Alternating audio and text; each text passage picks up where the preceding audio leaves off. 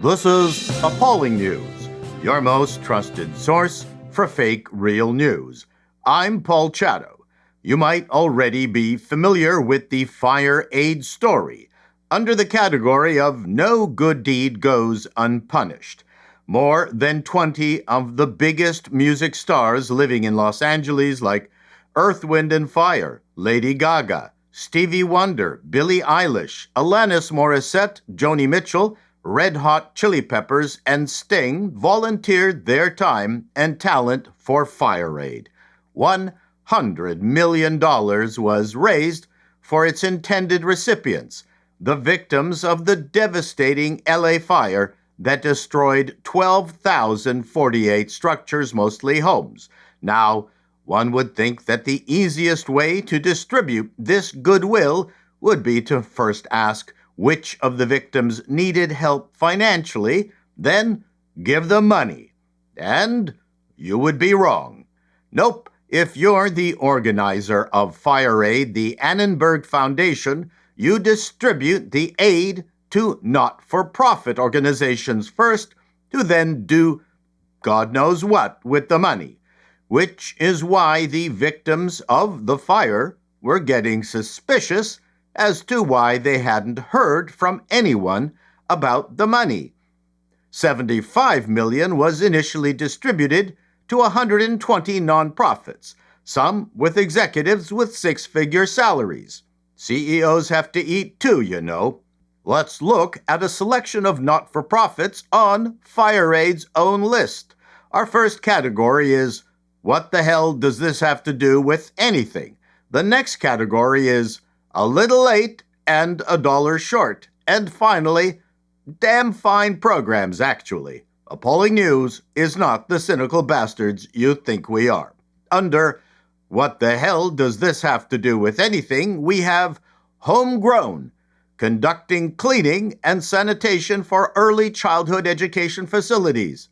Dealing with poopy diapers and cleaning preschool bathrooms is certainly a high priority. Governor Gavin Newsom's state nonprofit magically disappeared off the list of FireAid recipients. Did they give the money back that they received, or just took their name off the website? Masjid al-Taqwa provided assistance and resources to displaced members and neighbors who suffered catastrophic losses. This sounds awfully vague and totally trustworthy. When someone contacted Masjid al-Taqwa about assistance, his response was, "We received aid, but at this time, we do not have aid to provide at this time. Someone check to see if he's still in the country."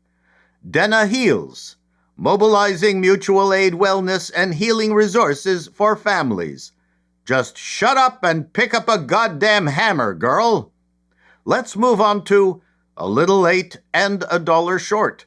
Animal Wellness Foundation, providing housing, food, and medical assistance for animals affected by the fires. The crispy critters, thank you. CAMP, the Community Animal Wildlife Project, offering free clinics for wildlife-affected animals. Do the raccoons have to sit through a PowerPoint presentation first? YWCA of San Gabriel Valley, alternative support and resources for displaced clients of the destroyed Altadena Senior Center.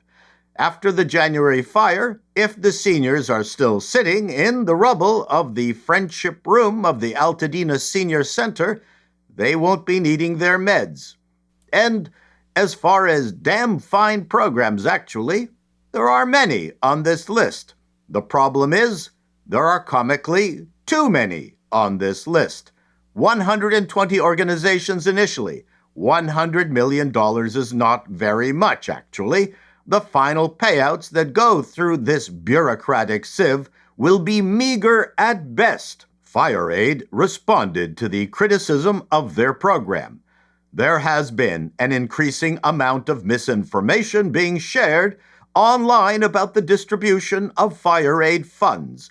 We want to address concerns and be certain that Angelinos and the thousands of donors who generously contributed have a transparent view into how FireAid is putting their dollars to work. Address away. FireAid has tasked Latham and Watkins to conduct a comprehensive review of FireAid's governance and grant-making process. Sure, add more layers of bureaucracy and make everyone wait longer. Great idea.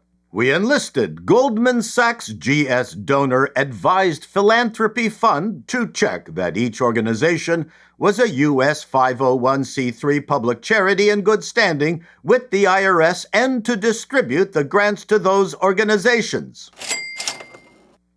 The year-end results, which are due in December 2025, will be audited by FireAid's auditor KPMG.